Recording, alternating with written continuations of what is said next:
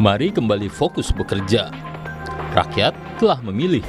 Pemilihan umum 2024, baik pemilihan presiden maupun pemilihan anggota legislatif, telah berlangsung tanpa kendala yang berarti. Berdasarkan hasil hitung cepat Litbang Kompas, Rabu 14 Februari, pasangan calon presiden dan calon wakil presiden nomor urut 2, Prabowo Subianto dan Gibran Rakabuming Raka, unggul. Dengan perolehan hitung cepat itu, Kompas memprediksi Pilpres hanya berlangsung dalam satu putaran. Proses penghitungan suara juga langsung dilakukan di 820.161 tempat pemungutan suara atau TPS di dalam negeri dan 3.059 TPS di luar negeri. Selama beberapa minggu mendatang, mari kita kawal rekapitulasi hasil penghitungan suara oleh Komisi Pemilihan Umum untuk mengetahui hasil akhir dari pemilu 2024 ini. Dengan kehadiran hitung cepat, selain untuk mengawal proses demokrasi ini, sisi baiknya adalah masyarakat dapat beranjak untuk melanjutkan hidupnya. Urusan manusia di dunia ini tentu tidak hanya urusan politik. Ada hal penting lain, seperti soal kesejahteraan sebagai bagian isu perekonomian. Kondisi perekonomian global tahun 2024 ini sebenarnya cukup baik, meski ada konflik di Timur Tengah. Indeks S&P 500 misalnya, sepanjang 2024 ini sudah tumbuh 4,69%.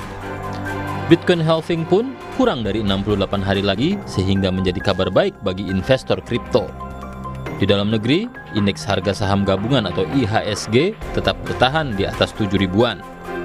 Berdasarkan data 5 kali pemilu sejak 1999, IHSG selalu menguat. Guncangan terhadap pasar biasanya lebih besar karena kenaikan harga bahan bakar minyak atau BBM. Persoalannya, kepulauan ini tak hanya dihuni oleh kaum berpunya yang leluasa berinvestasi lintas negara atau borderless. Sebagian penduduk negeri ini hidup dari hari ke hari.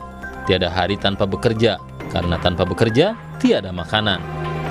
Berdasarkan data Lembaga Penjamin Simpanan LPS, sebanyak 98,9% rekening di Indonesia hanya berisi dana kurang dari 100 juta rupiah. Itu pun nilai rata-ratanya hanya 1,9 juta rupiah per rekening.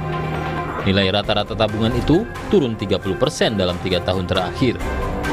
Itulah kondisi real sebagian besar rakyat Indonesia yang sesungguhnya tidak baik-baik saja.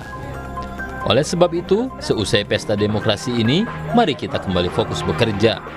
Mari kita lanjutkan pembangunan. Mari kita berinovasi membangun negeri ini untuk kesejahteraan bersama. Mari kita memikirkan langkah terbaik untuk membantu saudara-saudara kita yang selama ini belum tersentuh pembangunan. Seusai kontestasi politik ini, idealnya pihak yang menang ataupun kalah dapat kembali bekerja sama demi tujuan lebih besar. Mari kita rintis jalan menuju Indonesia Emas 2045. Jangan lupa, tantangan kehidupan di masa depan begitu besar. Disrupsi teknologi, misalnya, bisa mempengaruhi kehidupan ratusan juta warga. Dunia juga diramalkan akan mengalami era yang penuh ketidakpastian. Hanya dengan menyingkirkan perbedaan di antara kita, termasuk perbedaan pandangan politik, maka bangsa ini dapat menghadapi tantangan besar di masa depan.